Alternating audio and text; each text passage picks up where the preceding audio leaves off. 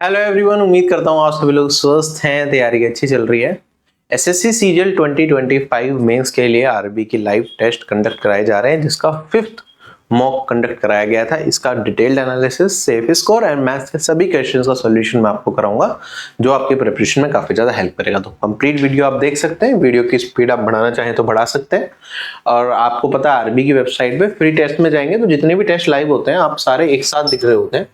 तो आप यहाँ पे वेबसाइट पे जाएंगे फ्री टेस्ट में, तो पीवाईक्यू टेस्ट मिलते हैं और यहाँ पे लाइव टेस्ट पे आप क्लिक करेंगे तो यहाँ पे आप लॉगिन करके देख सकते हैं कौन कौन से टेस्ट लाइव हैं। जैसे कि अभी के टाइम पे सीपीओ का लाइव मॉक 2 भी अवेलेबल है, आप वो जाके भी दे सकते हैं अगर सीपीओ 2025 देना है।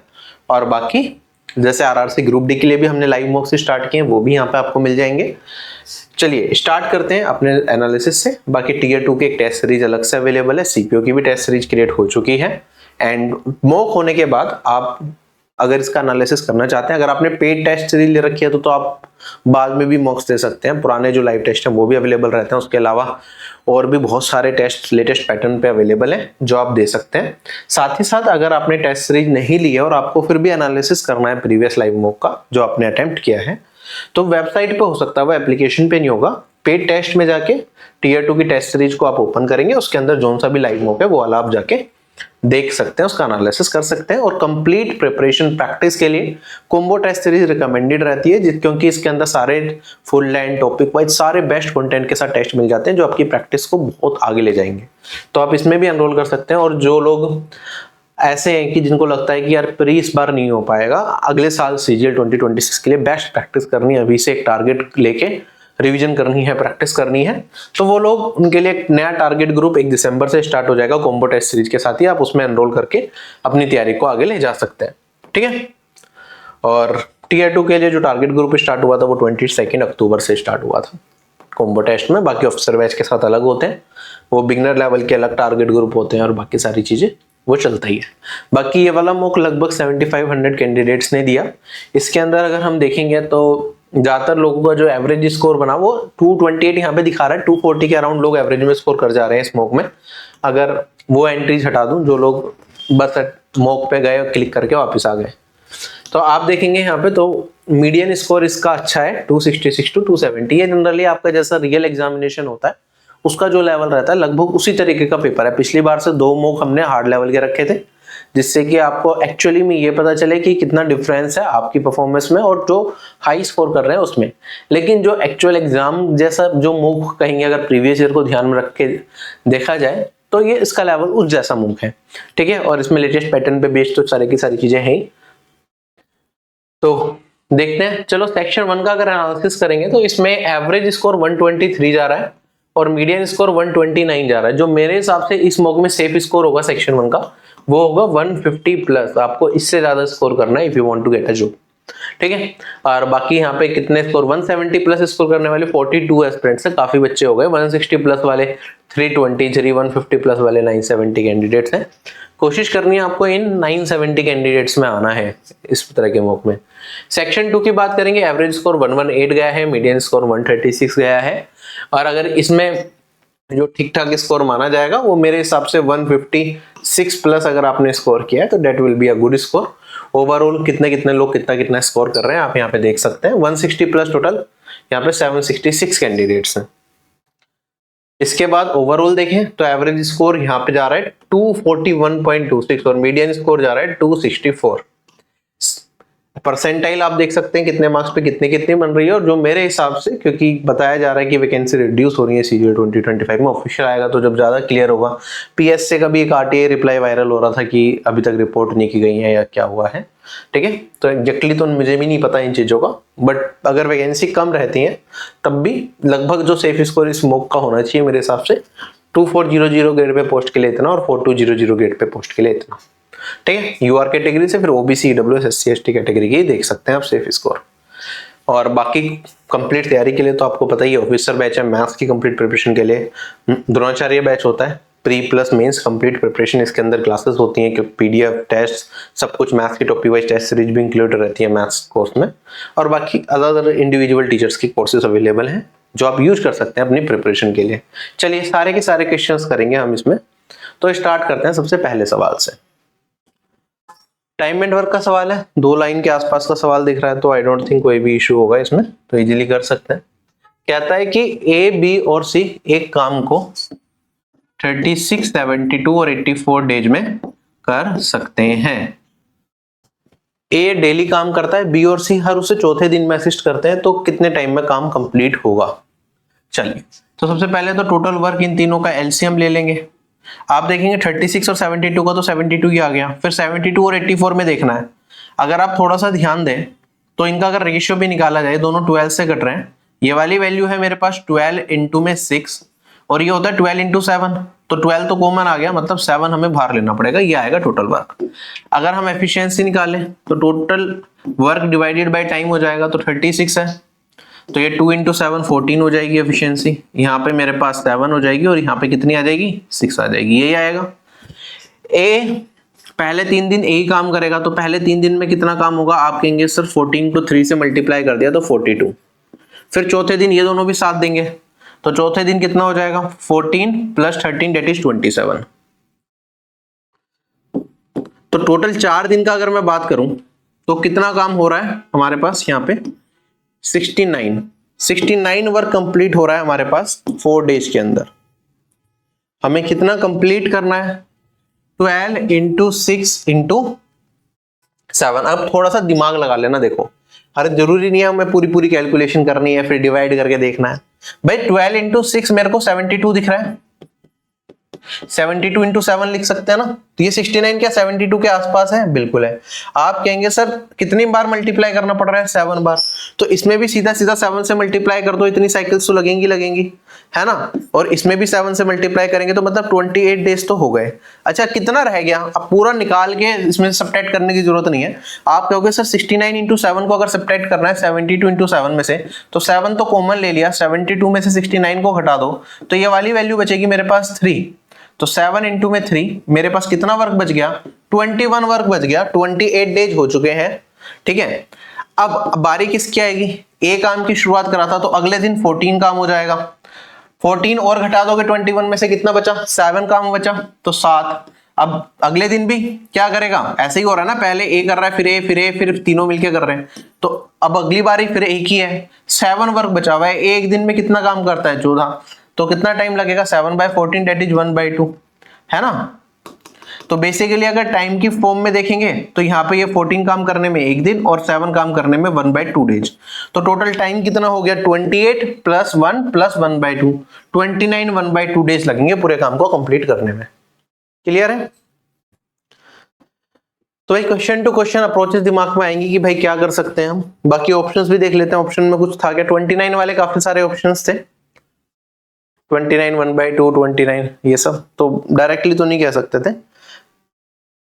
चलिए अगला सवाल हमारे पास कहता है कि एक सॉलिड हेमिस्फेयर है हमारे पास, कुछ इस तरीके का रहा होगा, ये ड्रिल किया जाता है एक सिलेंडर के थ्रू जिसका रेडियस है हमारे पास r/3। तो इसका मतलब इसका रेडियस r रहा होगा, तभी हम एक सिलेंडर ड्रिल कर रहे हैं इसके अंदर जिसका रेडियस रहा होगा r/3। आगे क्वेश्चन में कहता है अगर जो हाइट है रिमूव्ड सिलेंडर की वो हमें दे रखी है हेमिस्फेयर के रेडियस के बराबर, तो आप बता दो रेशियो क्या होगा volume removed to the volume remaining. तो अगर ये हाइट भी इसकी r के बराबर आ गई तो हमारे पास चीजें किस तरीके से चलेंगे।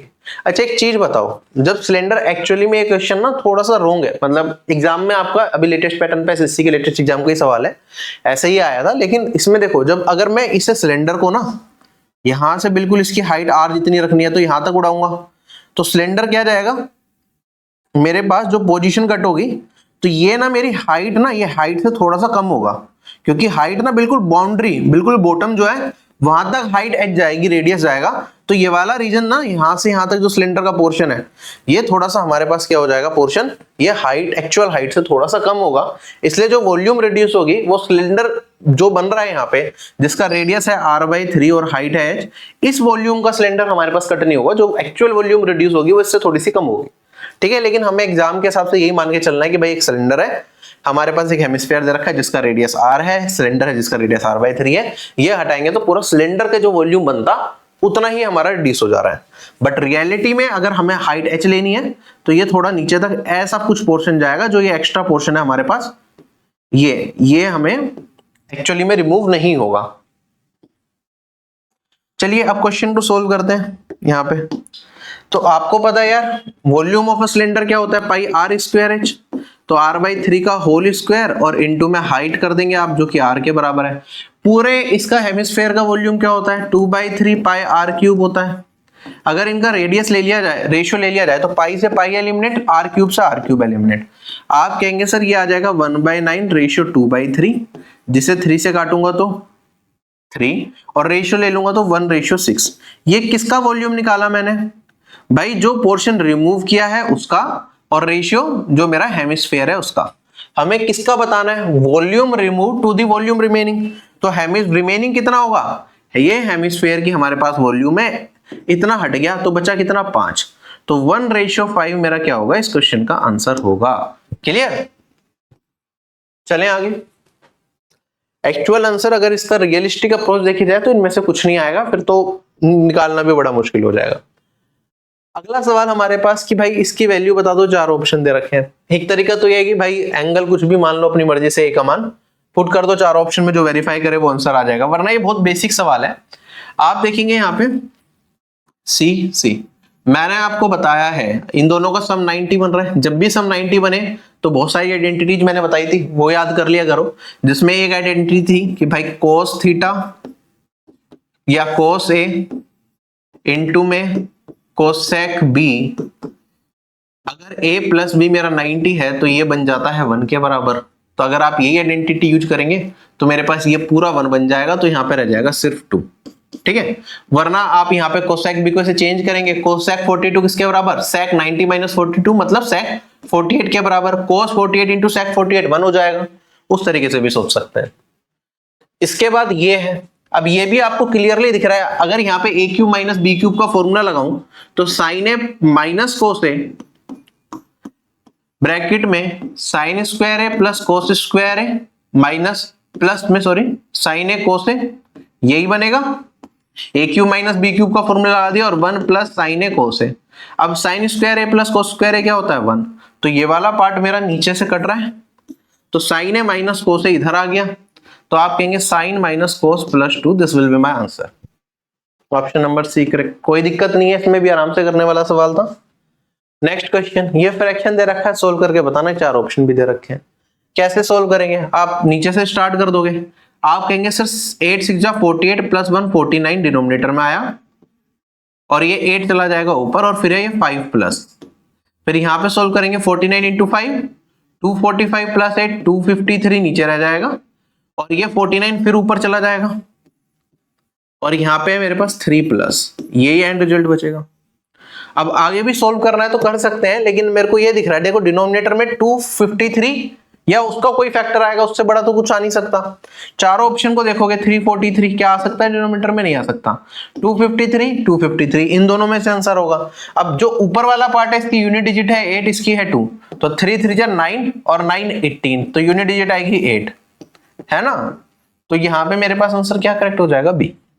ठीक, अगला सवाल कहता है ए और बी एक बिजनेस में कंट्रीब्यूट करते हैं 5:7 में। टोटल प्रॉफिट होता है हमारे पास 64,800 का। ए वर्किंग पार्टनर है तो 10% उसे एक्स्ट्रा प्रॉफिट मिलता है। तो हमें बताना है कि ए का टोटल शेयर क्या रहेगा। अब किस तरीके से कर सकते हैं, देखो मल्टीपल अप्रोच हो सकते हैं। आप कहेंगे सर ए को टोटल प्रॉफिट जो भी है मान लो 100% है, तो एक तो 10% अलग के अलग मिल गया, और बाकी जो है टोटल इनके जो इन्वेस्टमेंट है उस रेशियो में बढ़ जाएगा। तो टोटल कितना हो गया 12 रेशियो। 12 रेशियो किसके बराबर हो गया, आप कहेंगे सर बचा हुआ प्रॉफिट है 90% के बराबर। अगर मेरे को 5 रेशियो का मान निकालना है तो मेरे पास ये वाली वैल्यू आ जाएगी 90/12 इंटू में 5, तो 5 रेशियो हो जाएगा। अब यहाँ पे 6 से ये कट रहा है 2, और ये आ जाएगा 15, तो 15 टू 75/2 आ गया।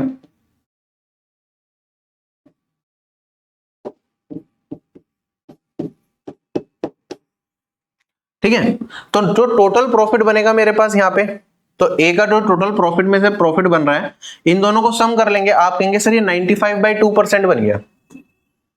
इन दोनों को जैसे ही ऐड करेंगे तो 95/2, 100% इसके बराबर है तो 1% इसके बराबर हो जाएगा, और इसमें मल्टीप्लाई करना है हमें 95/2 से।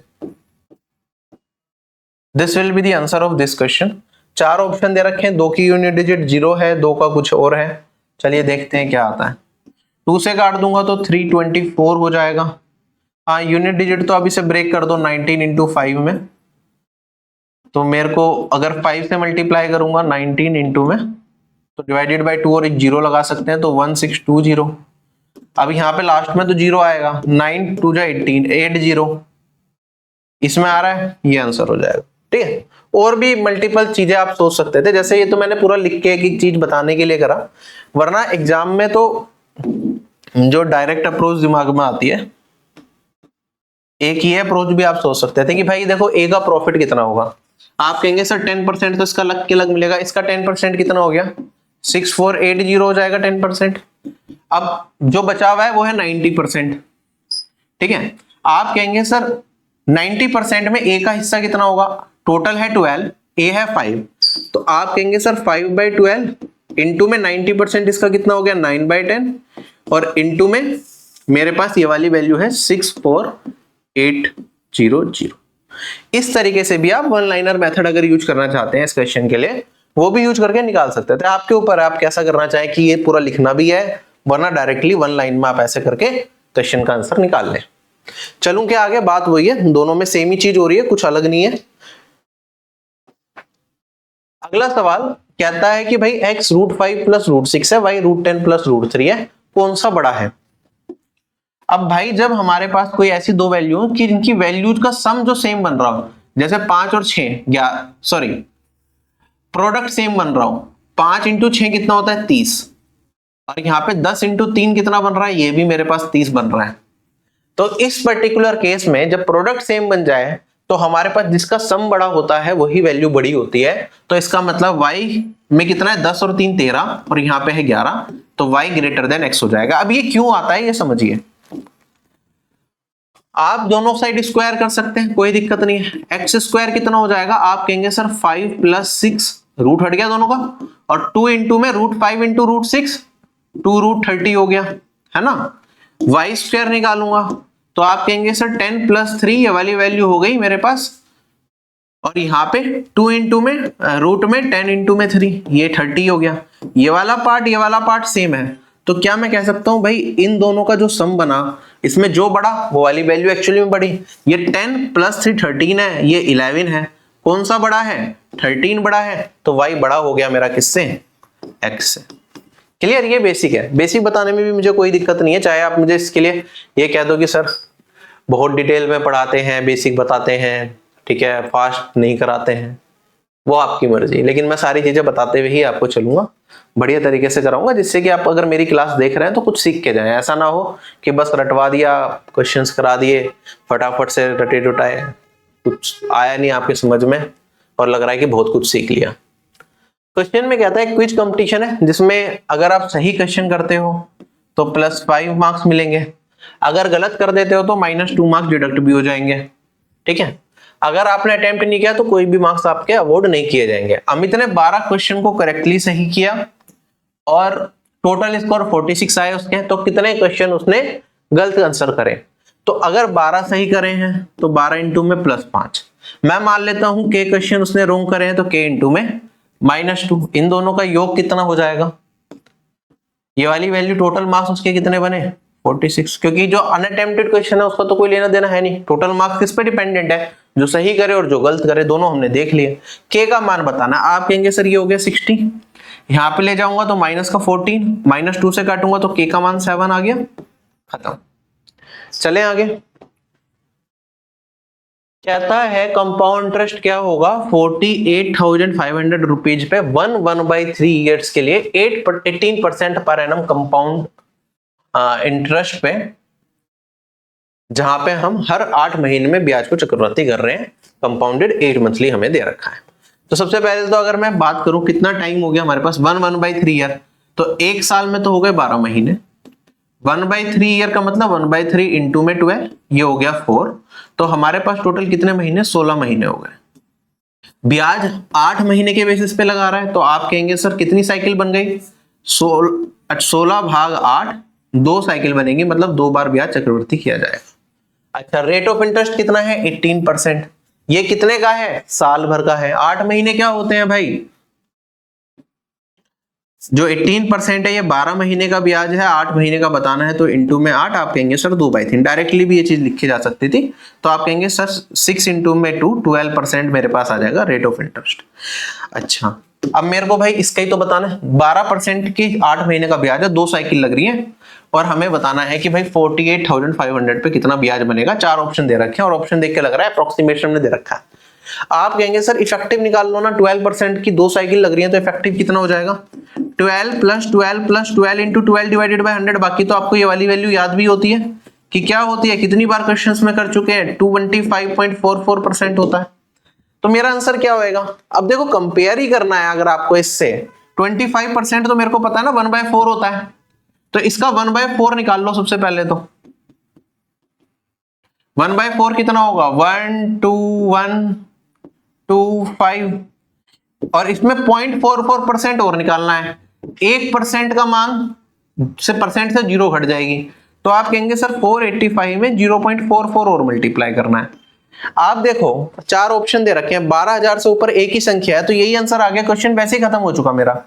लेकिन अगर आपको निकालना भी पड़ता, क्या ये कैलकुलेशन में मुश्किल होती भाई, इसे भी 0.44 को 0.5 मान लेता, तो इसका आधा, आधे से थोड़ा सा कम, तो आप कहेंगे सर इसका आधा हो गया 240 के आसपास, 240 से थोड़ी सी कम वैल्यू इसमें जोड़ेंगे, तो मेरे पास यहाँ पे जो वैल्यू आएगी वो लगभग यहाँ पे ये मान लो 12,350 से थोड़ी सी कम या उसके आसपास जाएगी, है ना। तो आप ऑप्शन से कर सकते हैं।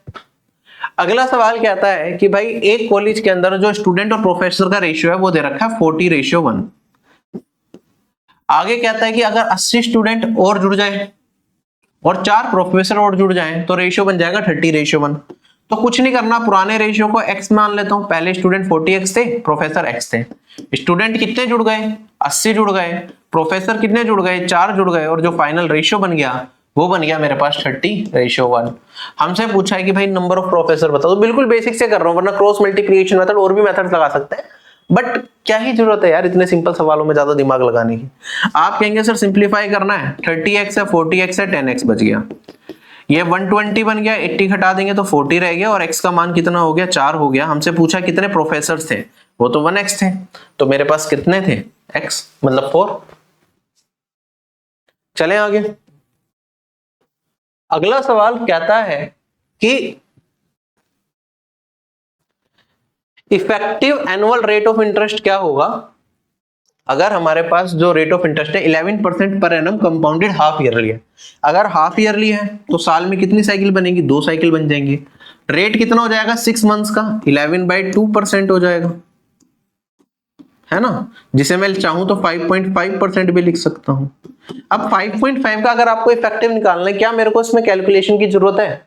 आप इन ऑप्शंस को देख के नहीं बता सकते कि भाई मेरे पास क्या वैल्यू आएगी। आप कहेंगे सर 4 ऑप्शन में एक ही आंसर बन सकता है, दैट इज ये, इसके अलावा पॉसिबिलिटी नहीं। क्यों नहीं है? क्योंकि जब हमारे पास 2 बार इसे इफेक्टिव करना है तो हमारा फॉर्मूला होता है 2a² डिवाइडेड बाय 100। ऐसे भी कर लेते हैं ना हम, पता है। तो 2a तो मेरे पास ये फाइनली 11 ही बन जाएगा, और a² में जब मैं 5.5 का स्क्वायर करूंगा, ठीक है, आप कहेंगे सर ये 5 से बड़ा होगा, 6 से छोटा होगा। 5 का स्क्वायर 25, 100 करूंगा तो 0.25 आएगा। यहाँ पे 5.5 की जगह 6 वैल्यू होती, मेरे पास 6 का स्क्वायर करता तो 0.36 आता। मेरा जो पॉइंट के बाद रेंज आएगा वो इनके बीच में आएगा, 2.5 और 3.6 के बीच में। और वो कौन सा जा रहा है भाई, 4 ऑप्शन में बस यही जा रहा है, और कोई जा ही नहीं रहा। ये सबकॉन्शियस माइंड कर देता है इतना कम, ठीक है। वरना आपको 5.5 का भी स्क्वायर कोई करना मैंने सिखा रखा है कैलकुलेशन ट्रिक्स के अंदर। 5.5 का स्क्वायर करना है, 55 भाई मेरे पास 2 बार है। 5 का स्क्वायर करेंगे 25, और 25 में क्या करेंगे, 50 से जब कंपेयर कर रहे होते हैं, ठीक है, तो 50 से 5 जाता था तो 5 का स्क्वायर 25 लिख दिया, और बाकी जितना ज्यादा होता है 50 से उतना वैल्यू 25 में ऐड कर देते हैं, तो 5 ज्यादा है तो ये हो जाएगा 30। वरना एक और ट्रिक सिखा रखी है आपको, अगर यूनिट डिजिट 5 हो तो आप कहेंगे सर 55 है, 5 का स्क्वायर कर दो 25, और जो यहाँ पे नंबर होता है ना फर्स्ट प्लेस पे, इसके एडजेसेंट बड़े नंबर से मल्टीप्लाई कर देते हैं, 5 6 जो हो गया 30, तो ये आएगा 3025। बहुत सारी ट्रिक्स हैं, बहुत सारा स्क्वायर वाली वीडियो में करा ही रखा है, तो वो डायरेक्टली भी निकाल लेते हैं। मतलब एक बिगिनर की अप्रोच ये भी हो सकती है, सोल्व किसी भी अप्रोच में आपको नहीं करना होता। अगला सवाल क्या आता है कि भाई एक मोबाइल स्टोर है ना, दो सक्सेसिव डिस्काउंट ऑफर करता है, एक 15% का दे रहा है और एक 10% का दे रहा है मोबाइल फोन पे, और एक लॉयल्टी प्रोग्राम भी है जिसमें कस्टमर को हर एक रिवॉर्ड पॉइंट के 0.2 ऑफ मिल जाता है, जो भी उसने प्रीवियस परचेजेस कर रखी है उसके बेसिस पे। अब एक कस्टमर ने क्या करा, एक फोन जिसका एमआरपी है 40,000 ये बाय करा, उसके पास 350 रिवॉर्ड पॉइंट्स भी हैं, तो हमें बता दो नेट सेलिंग प्राइस क्या होगा जो कस्टमर को पे करना पड़ेगा। तो देखो सीधी सी बात है, कीमत कितनी है 40,000 है, इस पे दो डिस्काउंट देने, एक है 15% का मतलब 17/20 से गुना करना पड़ेगा, एक है 10% का मतलब 9/10 से गुना करना पड़ेगा, तो इतना सेलिंग प्राइस बन गया। अब रिवॉर्ड पॉइंट की वजह से कितने पैसे मिलेंगे, आप कहेंगे सर एक रिवॉर्ड पॉइंट की वैल्यू है 0.2 रुपीज, 350 की क्या होगी, आप कहेंगे सर 350 इंटू में 0.2, तो ये तो मोबाइल फोन की सेलिंग प्राइस वैसे बनी, रिवॉर्ड पॉइंट भी जो उसका अमाउंट बनेगा रिवॉर्ड पॉइंट की वजह से वो माइनस कर देंगे और हमारा आंसर आ गया। ध्यान रखिए रिवॉर्ड पॉइंट जो भी होते हैं, जो आपका फाइनल सेलिंग प्राइस बनता है ना उसके ऊपर सब्ट्रैक्शन होती है, ये मत करना कि जो एमआरपी है उस पर रिवॉर्ड पॉइंट को रिवॉर्ड पॉइंट से जो अमाउंट बना वो सब्ट्रैक्ट कर रहे हैं, नहीं। रिवॉर्ड पॉइंट का मतलब एक तरीके से वो कैश ही है, जैसे आप पेटीएम में भी आप देखते होंगे कि वॉलेट होते हैं आपके, वो उसमें कैशबैक आ गया एक बार तो वो कैश पड़ा रहता है ना, तो आपका जो भी फाइनल सेलिंग अमाउंट बनेगा उसमें आप जो अपने वॉलेट का ऑलरेडी एग्जिस्टिंग बैलेंस है वो माइनस करते हैं या कैशबैक को माइनस कर देते हैं, तो उस तरीके से चलता है। तो ये मतलब एक तरीके से आप मान के चलिए आपके हाथ में पैसा था, आपने ये ट्रांजेक्शन करी, इतने का बिल बना, जो पैसा आपका पहले से था रिवॉर्ड पॉइंट्स की फॉर्म में वो इसमें से सब्ट्रैक्ट कर दिया और आपकी एक्चुअल वैल्यू बन गई। ये तो बन गया 200, 2 जीरो और यहां से 200 आ गया ये। अब यहां पे सोल्व कर लो, 17 9 जा 153 इंटू में 2 30600, उसमें से ये घटा देंगे 35 इंटू 2 70, तो ये 30530 आ गया आंसर। चले आगे, अगला सवाल, दो सर्कल्स हैं उनके सेंटर्स के बीच की दूरी कितनी दे रखी है 85 दे रखी है, एक का रेडियस 17 और एक का रेडियस 19 दे रखा है, तो आपको बताना है ट्रांसवर्स कॉमन टेंजेंट की लेंथ क्या होगी। बता रखा है ट्रिपलेट बनाते हैं, कितनी बार करा चुका, फॉर्मूला नहीं लिखवाऊंगा अब मैं। आप कहेंगे सर ये डिस्टेंस है 85, ये हाइपोटेनियस की तरह काम करेगा, जो ट्रांसवर्स कॉमन टेंजेंट की अगर आपको ये लेंथ निकालनी है तो लेंथ ये है परपेंडिकुलर या बेस कुछ भी मान लो, और ट्रिपलेट किसके साथ बनाएंगे भाई, इन दोनों का जो सम होगा, तो 19 प्लस 17 कितना हो गया मेरे पास, ये वाली वैल्यू हो गई 36, ठीक है। तो ये हाइपोटेनियस है, ये आप कोई भी परपेंडिकुलर मान लो या बेस मान लो, ये ट्रिपलेट बनाएंगे। अगर ट्रिपलेट बनाएंगे तो आप कहेंगे सर इसका स्क्वायर माइनस इसका स्क्वायर इसके बराबर, 85 36 के साथ कौन सी वैल्यू ट्रिपलेट बनाती है, अगर आपको पहले से पता है तो कोई दिक्कत नहीं है, अगर नहीं पता है तो कैसे निकाल लेंगे, हमेशा ये वाला फॉर्मूला यूज करेंगे। आप कहेंगे सर 85 स्क्वायर माइनस 36 स्क्वायर, ये मेरा एल के बराबर होगा, ए स्क्वायर माइनस बी स्क्वायर क्या होता है, ए प्लस बी ए माइनस बी। जैसे ही मैं इसमें से ये वाली वैल्यू को माइनस करूंगा तो मेरे पास क्या रिजल्ट बन रहा है 9 और ये आगे 49, इनटू में कुछ यहाँ पे निकल के आएगा और ये एल के बराबर एल स्क्वायर के बराबर। जब आपको यहाँ पे ये 49 ही दिख गया तो आप कहेंगे सर 7 का मल्टीपल आंसर बनेगा, 7 का मल्टीपल तो एक ही ऑप्शन नंबर सी, तो यही आंसर है, ठीक है। चलेंगे आगे अब हम, बाकी आप टू भी 100% श्योर होना चाहते हो कि भाई एग्जामिनर ने अप्रोक्सीमेट में ना दे दिया हो, कुछ नियरेस्ट टू इंटीजर ना कर दिया हो, हालांकि ऐसा होता नहीं है जनरल क्वेश्चंस में, तो आप निकाल भी सकते हैं। आप कहेंगे सर इन दोनों को अगर मैं जोड़ भी दूंगा तो ये आएगा 121, ये 11 का स्क्वायर है, तो 11 मिलेगा यहाँ से 7 मिलेगा। अगला सवाल, एक वेस्ट वॉच को 800 रुपए का खरीदा गया और से 20% प्रॉफिट पे हमने मार्कअप कर दिया, इस पे y% का डिस्काउंट दे दिया, तो जो सेलिंग प्राइस बना वो 880 बना, तो y का मान बता दो। Very simple question. आप कहेंगे सर 800 है, 20% का मार्कअप मतलब 6/5 कर दिया, y% का डिस्काउंट दे दिया मतलब 100 माइनस y डिवाइडेड बाय 100 कर दिया, और ये वाली वैल्यू फाइनली मेरे पास 880 आ गई। सोल्व करके बता दो क्या वैल्यू आएगी। 0 से 0 एलिमिनेट हो जाएगा, 8 से काटूंगा तो ये 10 और ये 11, फिर ये 10 को 5 से काटूंगा तो ये आ गया 2। अब देखो यहाँ पे 2 इंटू 6 12, ये वाला छेड़ने की जरूरत नहीं रहती, जनरली हम इसे के भी मान लेते हैं।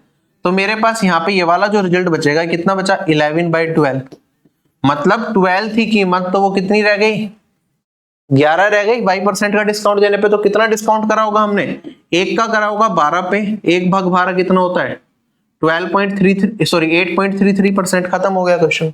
पूरा जरूरी नहीं है मल्टीप्लाई करके निकालो, आप लॉजिकली कर लो, ठीक है। चलिए अगले सवाल पे चलते हैं। एक मेरे पास सॉलिड हेमिस्फीयर है, एक सिलेंडर के ऊपर डाला गया जिसका रेडियस r है। तो ये सिलेंडर बना दिया जिसका रेडियस r है, इसके ऊपर सॉलिड हेमिस्फीयर हमने डाल दिया ऐसे, जिसका रेडियस भी हमारा r के बराबर ही है, यही दे रखा है क्वेश्चन में।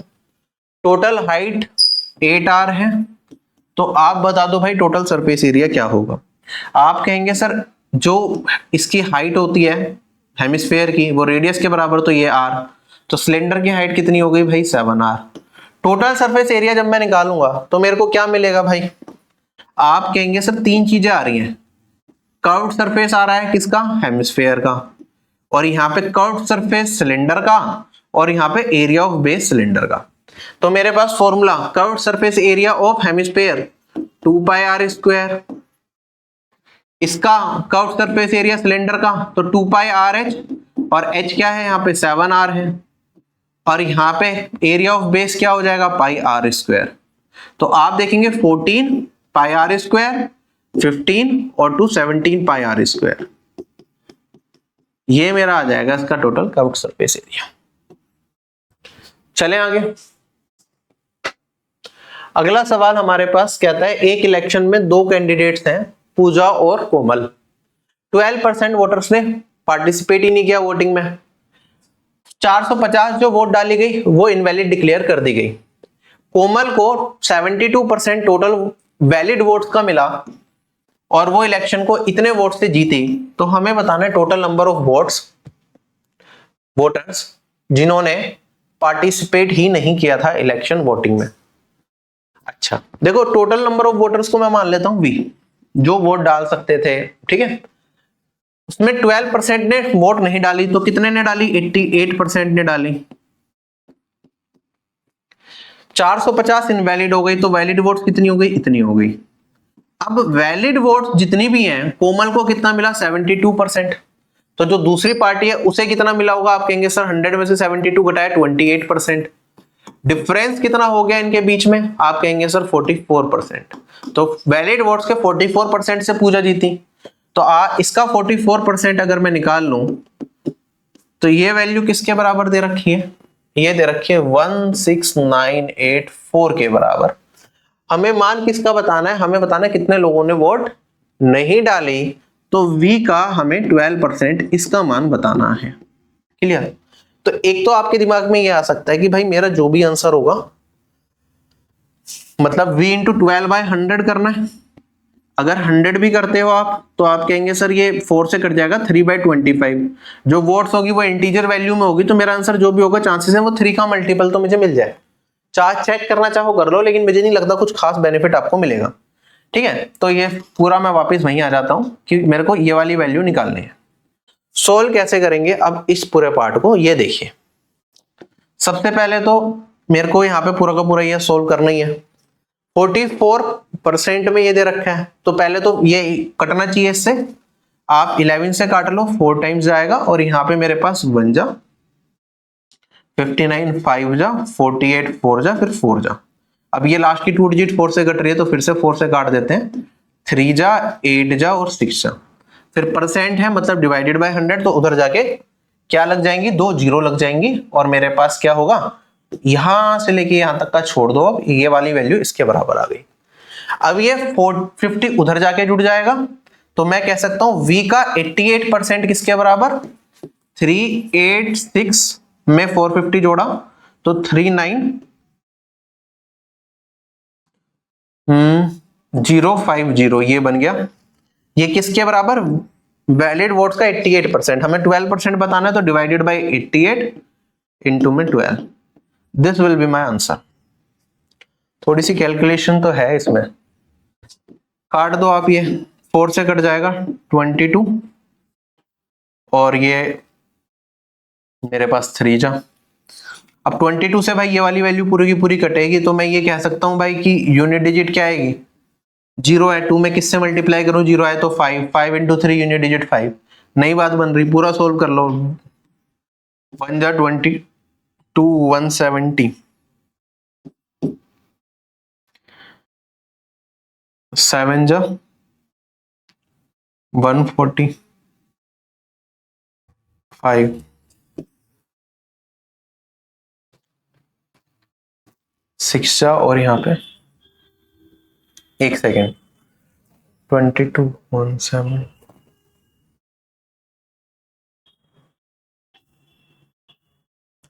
160 5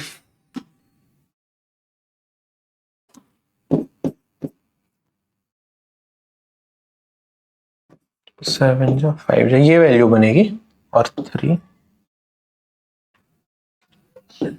2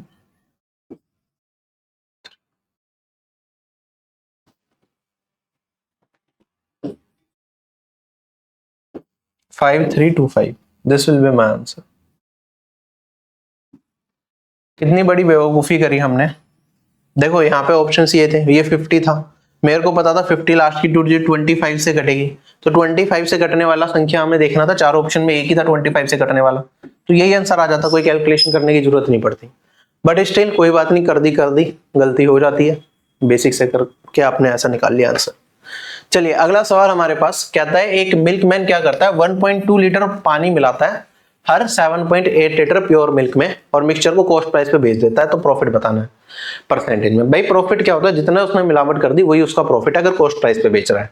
तो मिलावट कितनी है, 1.2 लीटर की, कितने पे है, 7.8 लीटर पे है, इंटू में 100%। पॉइंट से पॉइंट हट गया, यहां से काटेंगे 6 से कट जाएगा 13 और 2, 200/3% किसके बराबर होगा, 1 जा फिर 5 जा 15 पॉइंट समथिंग। चलें आगे, अगला सवाल कहता है कि भाई एक प्रिज्म है जिसका बेस क्या है, एक रेगुलर हेक्सागन है जिसकी साइड हमें 9 दे रखी है, हाइट दे रखी है 18, तो वॉल्यूम बतानी है प्रिज्म की क्या होगी। वॉल्यूम ऑफ अ प्रिज्म होता है एरिया ऑफ बेस इनटू में हाइट, तो हाइट तो मेरे पास 18 है, एरिया ऑफ बेस क्या होगा, हेक्सागन का वो एरिया होता है √3/4 इंटू में साइड स्क्वायर, साइड है मेरे पास 9 और इंटू में 6। अब ये कैसे निकालते हैं, आपको पता है जब मैं एक हेक्सागन ड्रॉ करता हूं, अगर मैं इसके डायगोनल्स मिला दूं सारे, तो ये 6 इक्विलेटरल ट्रायंगल में बढ़ जाता है जिनकी साइड होती है हेक्सागन की साइड के बराबर। तो एक इक्विलेटरल ट्रायंगल का एरिया √3/4 a स्क्वायर इंटू में 6, मुझे इस तरीके से याद रहता है, इसे सोल्व करेंगे। अच्छा अगर मैं यहाँ पे देख रहा हूं तो भाई √3 एक्स्ट्रा आ रहा है मेरे पास, और यहाँ कहीं आपको √3 दिख रहा है क्या, नहीं दिख रहा, मतलब अप्रोक्सीमेट में आंसर दिया है मेरे भाई, अप्रोक्सीमेट में आंसर है तो पूरा सोल्व करना पड़ेगा। तो चलो करते हैं, आई डोंट थिंक ज्यादा कैलकुलेशन होनी चाहिए। 2 से काटा 3 और ये आ गया 9, ठीक है, 9 का क्यूब 729, 729 इंटू में 3√3, अभी भी थोड़ी सी कैलकुलेशन है, देखो 729 को 3 से कर दिया तो कोई बड़ी बात नहीं है, ये आ गया 2187, यहाँ पे √3 को 1.732 लिखते हैं। अब ये आपके ऊपर है, आप इसे किस तरीके से लेके जाना चाहें, ठीक है। 4 ऑप्शंस दे रखे हैं, जैसे अगर आप इसे 1.5 भी मान लें तो इसका 1.5 गुना, ये लगभग 2200 के आसपास है, 1.5 गुना करेंगे तो 3300 के आसपास, 3300। तो ये दोनों, ये वाला ऑप्शन तो मेरा नहीं हो सकता, ये हमें पता है, बाकी ये 3 ऑप्शन है, इनमें हसल रहेगा कि हमें कौन सा लेना चाहिए। अब अगेन कैसा कर सकते हैं, आप चाहें तो इसे ब्रेक करके सोल्व कर लें कि भाई पहले तो मैं, क्योंकि ऑप्शन ये तीनों भी बहुत ज्यादा दूरी पे हैं, तो मैं 1.7 से मल्टीप्लाई कर लेता हूं, 1.7 प्लस 0.032 में मैं इसे ब्रेक कर सकता हूं। अगर इसका 0.03 निकालें हम, अप्रोक्सीमेटली 2200 के बराबर है, 0.03 निकालूंगा तो ये लगभग 66 के बराबर मान बनेगा मेरे पास अप्रोक्सीमेटली, है ना। और अब 17 से इसमें मल्टीप्लाई करना तो कोई बड़ी चीज नहीं है, 17 से इसमें कर लो, 7 जा 11 कैरी फॉरवर्ड हो गया, 136 140 7 14 3 कैरी फॉरवर्ड 34 37 37179 में लगभग 66 को हमें जोड़ना पड़ेगा, और यहां पे पॉइंट है तो ये 3718 में 66 को जोड़ना पड़ेगा, तो 37 की लाइन में ही हमारा कुछ जाएगा, प्लस 66 करेंगे आप तो ये वाली वैल्यू 64 3784 के अराउंड, तो कौन सा आंसर बनेगा, ये बनेगा, है ना, नियरेस्ट। बाकी ये करने के लिए मैंने पूरा कर दिया, वरना 1.7 से करते, और 66 हमने 1.7 से जैसे ही अप्रोक्सीमेट वैल्यू इसकी निकालनी थी और हमारा आंसर आ जाता, या फिर 1.7 को आप यहाँ पे कहेंगे सर 0.32 हटा रहे हैं, इधर अप्रोक्सीमेट करके हमें 2200 ले लेते, थोड़ा बड़ा अप्रोक्सीमेशन है but still it might work. तो 22 को अगर आप 17 में मल्टीप्लाई करोगे खाली तो क्या वैल्यू मिलेगी आपको, ठीक है, तो उससे आपको वैल्यू मिल जाती मेरे ख्याल से 317 को 22 से करेंगे तो 4 और 3740, ठीक है।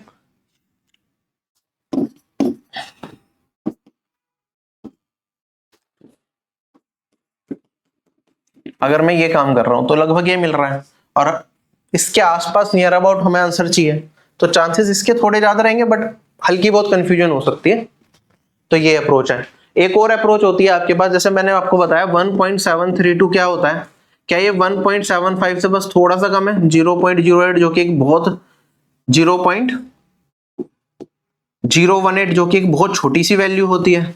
1.75 क्या होता है आपके पास, होता है 7/4। आप ये भी कैलकुलेशन में यूज कर सकते हैं अगर आपको और आसान बनानी है कैलकुलेशन को, ठीक है। तो मल्टीपल अप्रोचेस हैं, जो दिमाग में आ जाए, ऑप्शन के हिसाब से ऑप्शन कितना क्लोज है उसके हिसाब से हम अपनी अप्रोच भी डिफाइन करते हैं, जिससे कि हमारी कम से कम कैलकुलेशन हो। कहता है भाई ए 5.2 टाइम्स फास्ट है बी से, तो इनकी एफिशिएंसी का रेशियो क्या हो गया, ये हो गया। ए को 20 डेज कम लगते हैं बी से सेम काम को करने में, तो एफिशिएंसी ये है। टाइम क्या हो जाएगा, इनवर्स, तो 1:5.2 हो गया। टाइम का डिफरेंस कितना हो गया, 4.2, और ये किसके बराबर है, 21 डेज के। आप देखेंगे कितने गुना जा रहा है, 5 के। तो मैं कह सकता हूं भाई ए को कितना टाइम लगेगा एक काम को कंप्लीट करने में, 5 दिन लगेंगे, 1:5 के बराबर हो गया। तो हमें बताना है साथ मिलके करेंगे तो काम को कितने टाइम में करेंगे, तो भाई ए की एफिशिएंसी है 5.2, कितने दिन लग रहे हैं काम को कंप्लीट करने में, 5 दिन। दोनों साथ मिलके करेंगे तो कंबाइंड एफिशिएंसी कितनी हो गई, 6.2। सोल्व करके हम अपना आंसर बताना है। आप पॉइंट से पॉइंट को एलिमिनेट कर सकते हैं, 2 से काटेंगे तो 26 और ये 31 आ गया। 26 इंटू में 5, 130 डिवाइडेड बाई 31 आ गया। कितने टाइम्स, 4 6/31, यही आएगा। चलें आगे। x प्लस 1/x+3 8 के बराबर है, तो इसका मान बता दो। x+3 चाहिए तो भाई इसमें भी 3 ऐड कर दो और इसमें भी 3 ऐड कर दो। x+3 को मैं y मान लेता हूं, तो y प्लस 1/y कितना हो गया, 11। y³ प्लस 1/y³ चाहिए तो कितना हो जाएगा, आप कहेंगे सर y प्लस 1/y का whole cube minus 3y plus 1/y, यही फॉर्मूला होता है। तो 1331 माइनस में 33 करोगे तो 1298 मिलेगा। ऑप्शन नंबर बी करेक्ट हो गया। चलें आगे। अगला सवाल कहता है कि जो एवरेज हाइट है ना बॉयज की एक ग्रुप में, वो 160 दे रखी है। जो एवरेज हाइट है गर्ल्स की वो टोटल 4 कम है average height of all boys and girls combined. Number of girls क्या है, 20% ज्यादा है बॉयज से, तो बॉयज अगर 5x है तो गर्ल्स कितनी हो गई, 6x हो गई। हमें बताना है average height of all the boys and girls. चलो ठीक है, अगर मैं सारे बॉयज और गर्ल्स कितने हो गए मेरे पास, 6 और 5 11x हो गए। इनकी टोटल जो हाइट है वो मान लेता हूं x, तो गर्ल्स की हाइट थी इनकी एवरेज से, इनकी एवरेज हाइट से 4 कम, तो ये हो गया। तो ये एवरेज होगा, नंबर ऑफ वैल्यूज हो गई। सोल्व करके आप इस क्वेश्चन का आंसर बड़े इजीली निकाल सकते हैं।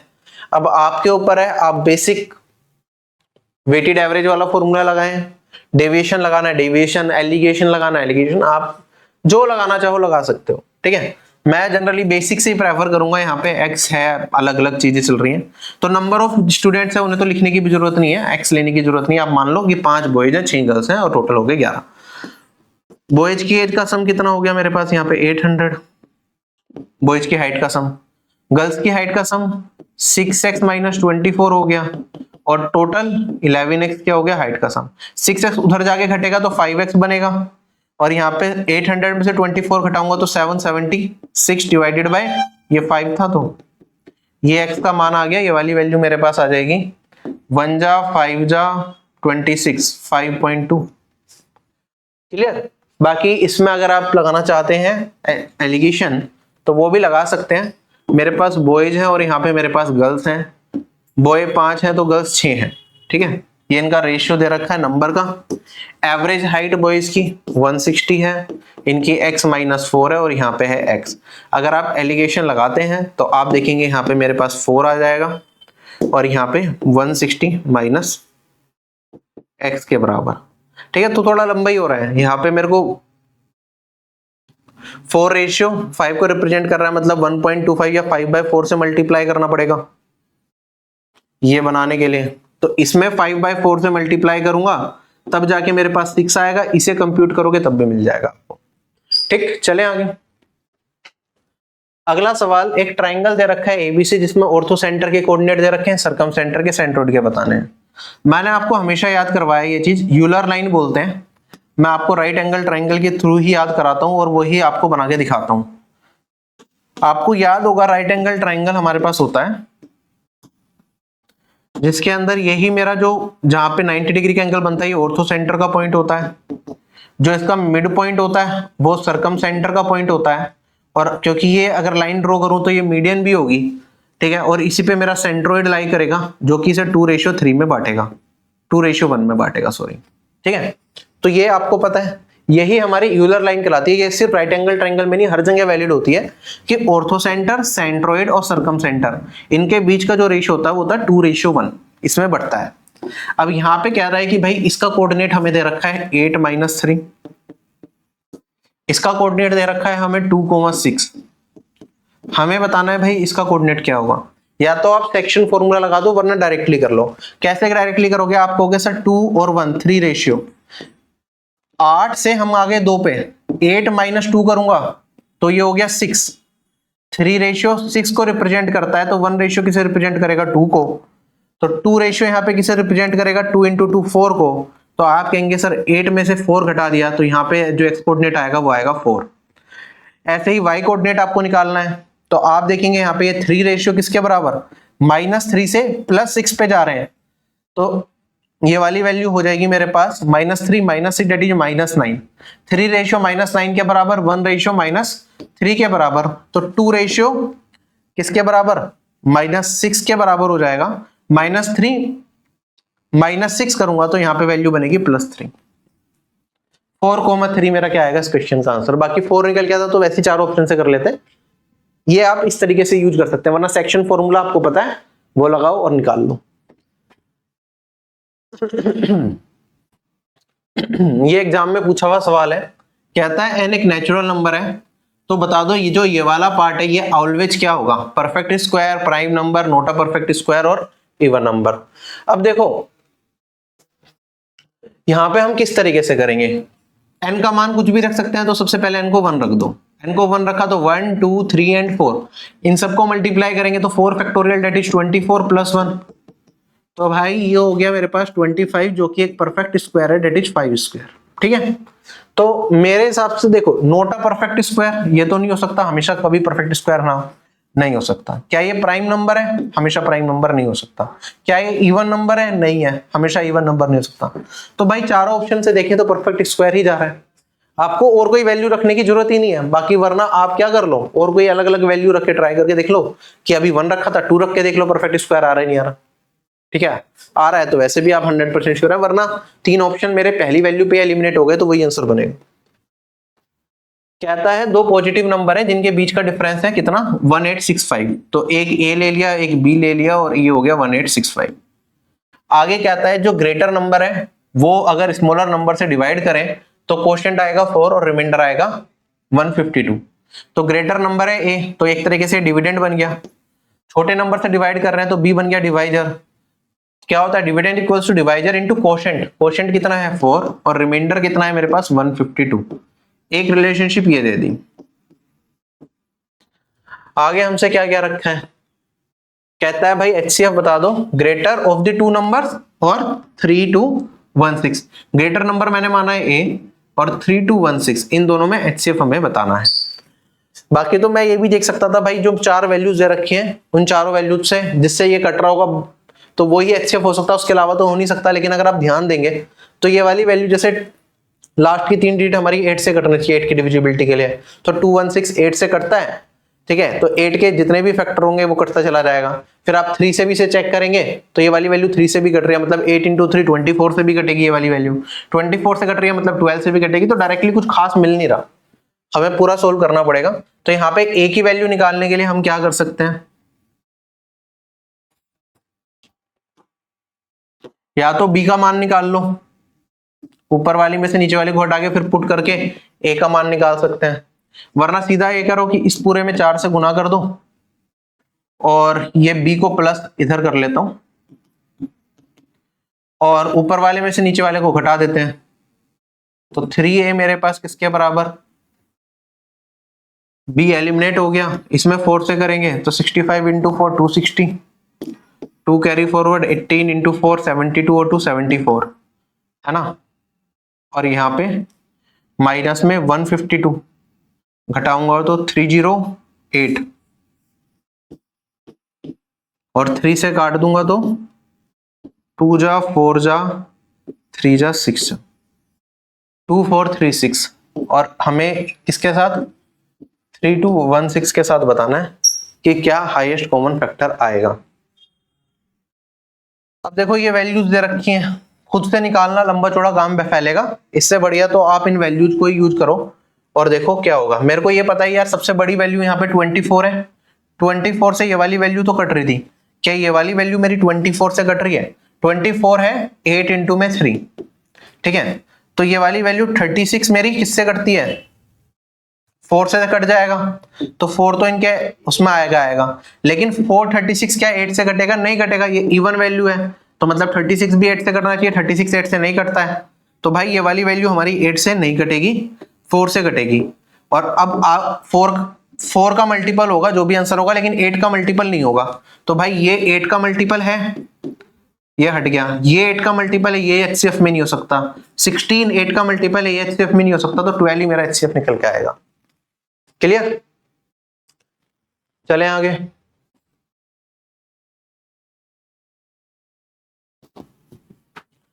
नेक्स्ट क्वेश्चन, साइन ए माइनस कोस ए इसके बराबर दे रखा है, साइन 2a का मान बताना है।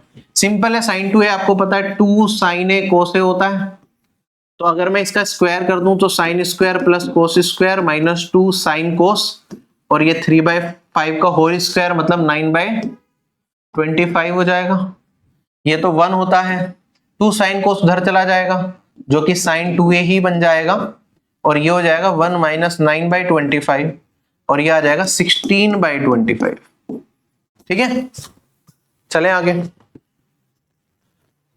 ये सवाल है भाई 5 कॉन्जिक्यूटिव प्राइम नंबर दे रखे हैं A B C D and E, ascending order में कुछ इस तरीके से कि भाई A into C into E, ये दे रखा है 4301, B into C into D ये दे रखा है 4199।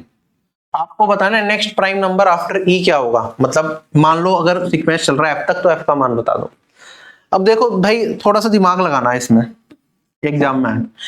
एक कुछ बच्चे क्या करेंगे ना, इसमें कहेंगे सर सी और यहाँ पे भी सी कॉमन है, तो जो इन दोनों का एचसीएफ होगा वो क्या हो जाएगा मेरा सी आ जाएगा क्योंकि प्राइम है बाकी सारा और कोई फैक्टर कॉमन नहीं होगा। तो यहाँ पे दोनों वैल्यूज काफी क्लोज है तो आप ये निकाल सकते हैं, ठीक है।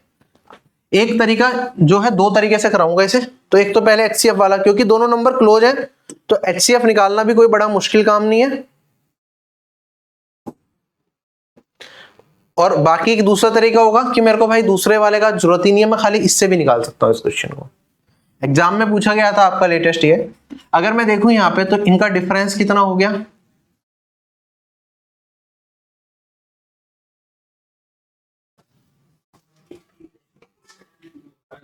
वन 102 का डिफरेंस आ रहा है इनमें, है ना।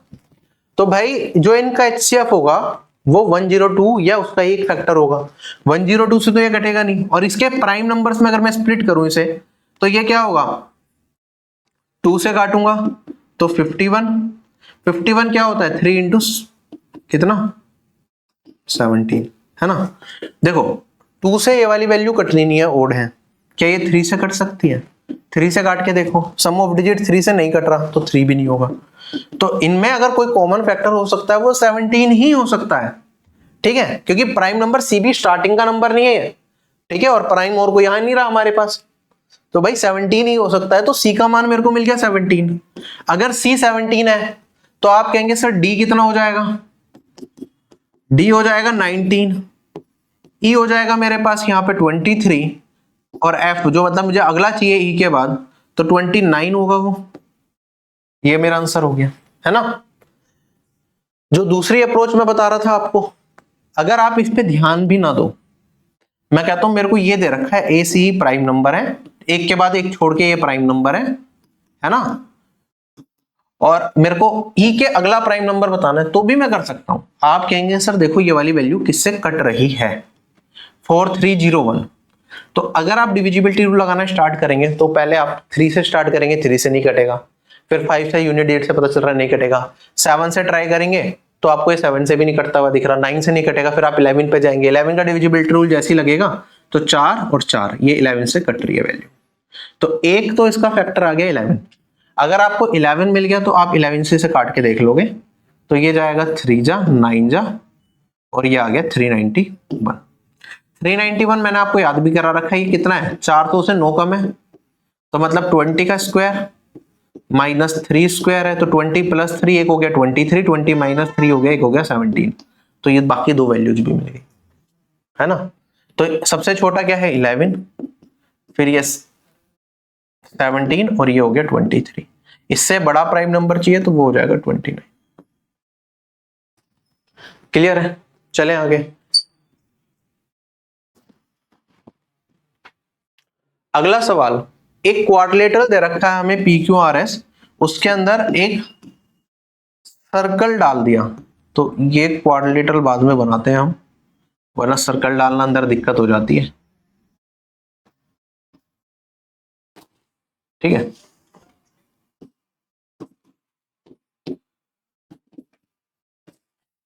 उसमें कहता है कि PQ QR और RS ये 5 ये 9 और ये 8 है, तो आप बता दो SP का मान क्या होगा। हमें पता है भाई जब भी एक क्वाड्रिलेटरल के अंदर सर्कल डालें तो अपोजिट साइड्स का सम इन दोनों साइड्स के सम के बराबर होता है। इसका मतलब क्या हो गया, अगर मैं इसे x मान लूं तो x प्लस 9 बराबर हो जाएगा 5 प्लस 8 के, तो 13 माइनस 9 x हो गया 4। क्लियर हो गया। ऐसे ही अगर हमारे पास एक सर्कल डाला होता है एक हेक्सागन के अंदर, फिगर कुछ भी बन सकती है, या फिर पहले एक हेक्सागन ही बना लेते हैं। मान लो मेरे पास एक हेक्सागन है कुछ इस तरीके का, ठीक है, जरूरी नहीं है सारी साइड इक्वल हो, और इसके अंदर मैं सर्कल डाल रहा हूं, तो उस केस में क्या होता है भाई, एक छोड़ के एक साइड ले लो, उन सबका सम बराबर हो जाता है। मतलब मान लो ये साइड 1 है, ये 2 है, ये 3, ये 4, ये 5 और ये 6, नंबरिंग है ये, या ABCDEF ले लो ज्यादा सही रहेगा, ABCDE एंड F। तो आप उसमें कहेंगे sir A plus C plus E ये बराबर हो जाएगा B plus D plus F के। क्लियर, चले आगे। अगला सवाल हमारे पास कहता है कि भाई एक मशीन, एक फैक्ट्री है जो दो मशीन बनाती है, एक A1 और एक A2। A1 70% गैजेट्स को बनाती है और A2 30% गैजेट्स को बनाती है। A1 के 4% गैजेट्स डिफेक्टिव हैं और A2 के आपके 6% गैजेट्स डिफेक्टिव हैं। रैंडमली अगर एक सिलेक्ट कर लिया गया और हमने देखा कि वो डिफेक्टिव है, तो प्रोबेबिलिटी क्या होगी कि भाई वो A2 से आया है। तो एक इवेंट ऑलरेडी हो चुका है कि भाई पीस क्या है, डिफेक्टिव। डिफेक्टिव पीस होने के चांसेस कितने हैं? मैं मान लेता हूं टोटल आर्टिकल्स मेरे पास जो मशीन ने बनाए वो 100 हैं, तो आप कहेंगे सर A1 बनाएगा 70 और A2 बनाएगा कितना है 30, है ना।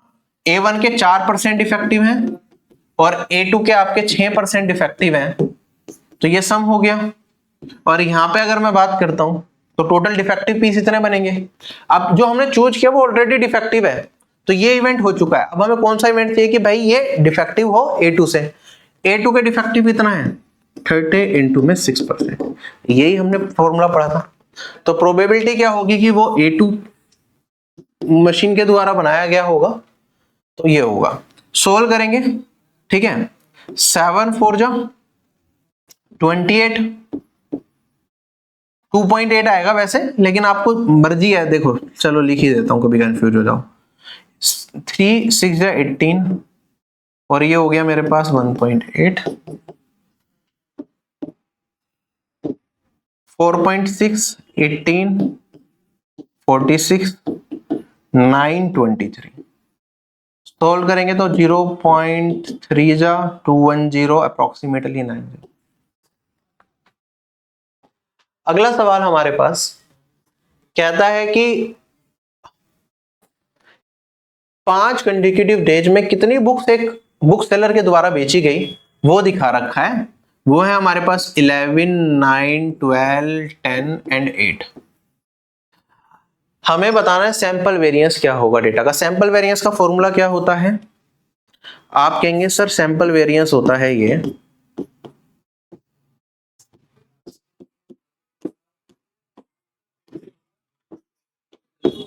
सैंपल वर्ड जब भी दिख जाए तो n-1 करते हैं। अगर यहाँ पे सैंपल ना होता वेरिएंस निकालते टाइम तो हम n रखते हैं। n क्या होता है? फ्रीक्वेंसी, कितनी वैल्यूज है। ये क्या होता है मेरे पास x, ये होता है एवरेज या मीन कह सकते हैं, और xi क्या होता है? जो मेरी संख्या है। सबसे पहले एवरेज निकालेंगे। एवरेज निकालने के लिए क्या करना पड़ेगा? सम करना पड़ेगा। 20 32 42 और 50 कितनी वैल्यूज है? 1 2 3 4 5, 50/5 ये वाली वैल्यू आ गई 10। अब डेविएशन निकालेंगे। ये क्या है डेविएशन? मतलब इसमें से एवरेज को घटाओ। 11 में से एवरेज को 10 को घटाया तो 1 आएगा। 9 में से घटाया तो -1 आएगा, लेकिन यहाँ पे मॉड्यूलस में चाहिए तो फिर से 1, फिर यहाँ पे 2, फिर 0 और फिर 2। इनका स्क्वायर करेंगे और इनका सम कर देंगे, डिवाइडेड बाय n कितना था 5 -1। कुछ टाइम लगा इसमें? नहीं लगा।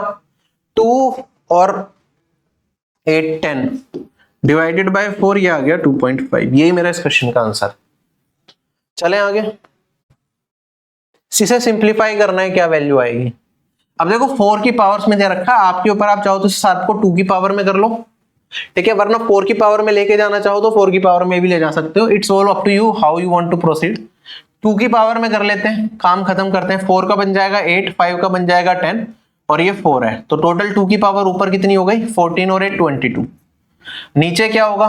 2 4 3 और 5, 8 4 12 और 2 14, ठीक है। डिवीजन में पावर क्या हो जाएंगी? सब्ट्रैक्ट हो जाएंगी और ये 2 की पावर रह जाएगा। 2 की पावर कितना आ गया? 8। 2 की पावर 8 कितना होता है? 256 होता है, पता है। यही आंसर है। लास्ट सवाल हमारा हाइट एंड डिस्टेंस का। क्वेश्चन में कहता है एक वर्टिकल टावर है ग्राउंड पे, तो मैंने ये ग्राउंड बना लिया। इसके ऊपर अगर एक वर्टिकल टावर को बनाऊंगा तो कुछ इस तरीके से दिखेगा।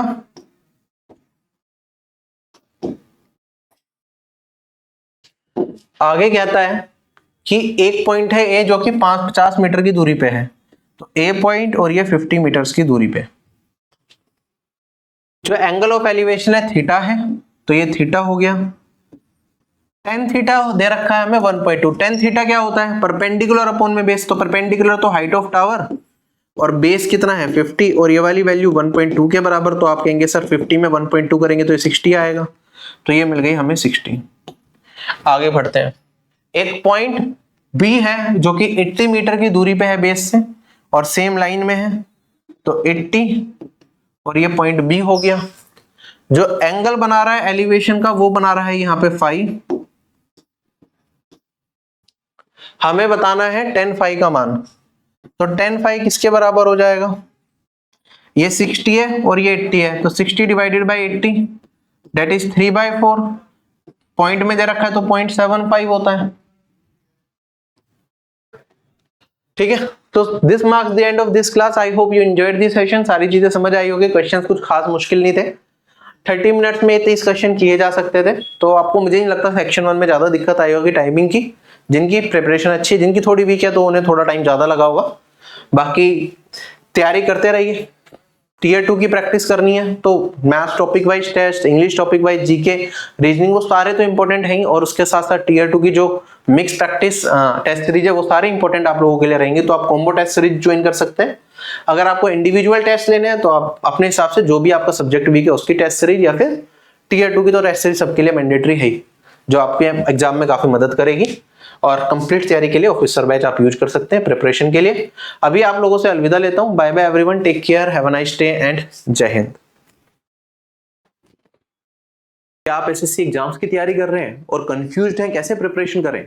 देखो, कोई भी कॉम्पिटिटिव एग्जाम अगर आपको निकालना है तो सबसे जरूरी है आपका उसमें हार्ड वर्क, उसके बाद right strategy and right guidance. मैं Shubham Jain, ex GST inspector, जिसने अपने 7 साल के टीचिंग करियर में लाखों बच्चों को ट्रेन किया और उनकी ड्रीम जॉब तक पहुंचने में मदद करी है।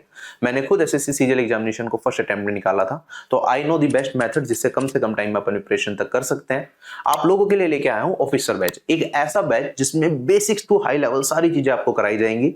मैथ्स में उसमें मैं खुद पढ़ाता हूं, साथ ही साथ आपको उसमें एक दिया जाता है टारगेट ग्रुप, जिसमें आप डेली बेसिस पे आपको टारगेट दिए जाएंगे, आपको वो फॉलो करने हैं और आप लिमिटेड टाइम के अंदर अपने कोर्स को कवर कर सकते हैं। साथ ही साथ एक डाउट ग्रुप भी होगा जिसमें मैं खुद अवेलेबल रहूंगा। आप कोई भी क्वेरी अपने डायरेक्टली मुझसे पूछ सकते हैं और अपनी सही गाइडेंस में प्रिपरेशन को आगे ले जा सकते हैं। डिस्ट्रैक्शन फ्री एनवायरनमेंट में आप अपनी कंप्लीट तैयारी करेंगे तो आपके सिलेक्शन के चांसेस ज्यादा बढ़ेंगे। साथ ही साथ कोई भी चीज आप पढ़ते हैं तो उससे रिलेटेड टेस्ट वहां पे अवेलेबल रहते हैं, जिससे आप अपनी परफॉर्मेंस को एनालाइज कर पाए। प्री और मेंस की टेस्ट सीरीज कोर्स के साथ आपको मिलेगी। इसके साथ साथ आपके लिए एक एड ऑन भी है। जो लोग स्टेट एग्जाम्स की प्रिपरेशन करते हैं, जैसे जिसमें हिंदी पूछा जाए, स्टेनोग्राफी की कुछ बच्चे प्रिपेयर कर रहे होते हैं, या फिर कंप्यूटर कुछ एग्जाम्स में पूछा जाता है, तो उसकी क्लासेस भी हमने ऑफिसर बैच के अंदर इंक्लूड कर दिया है, मैथ्स, इंग्लिश, जीके, रीजनिंग के साथ साथ। तो एक कोर्स में आपकी कंप्लीट प्रिपरेशन हो जाएगी। आप लोगों के लिए एक ऑफर भी है, अगर आप एग्जाम 10 कोड यूज करेंगे तो आपको 10% का डिस्काउंट मिल जाएगा ऑफिसर बैच के ऊपर। अगर आप इंडिविजुअल सब्जेक्ट्स के कोर्सेज लेना चाहते हैं तो these are also available at very affordable prices, तो आप you can enroll in those courses as well. जय हिंद।